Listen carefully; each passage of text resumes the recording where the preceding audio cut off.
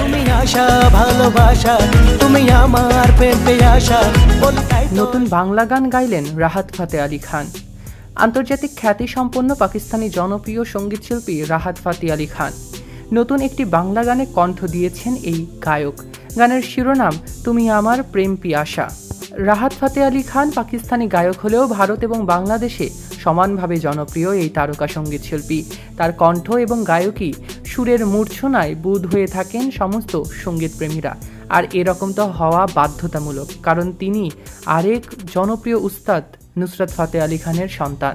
জানা যায় নতুন বাংলা গানে গায়কের সঙ্গে নারী কণ্ঠের সুর মিলিয়েছেন বাংলাদেশি বংশোদ্ভূত ব্রিটিশ সঙ্গীতশিল্পী রুবায়াত জাহান। তাদের ডুয়েট গাওয়া গানটি লিখেছেন জাতীয় চলচ্চিত্র পুরস্কারপ্রাপ্ত গীতিকার কবির বকুল। সেজন্য অনেকেই ভীষণ এক্সাইটেড। রাহাত ফাতে আলী খানের সঙ্গে গান গাওয়ার অনুভূতি কেমন, এমনটা গায়িকার কাছে জানতে চাইলে সঙ্গীতশিল্পী রুবায়াত বলেন, আমার কাছে মনে হলো আকাশের চাঁদ হাতে পেলাম। আমি মনে করি এটা আমার জীবনের অন্যতম একটা সেরা অর্জন।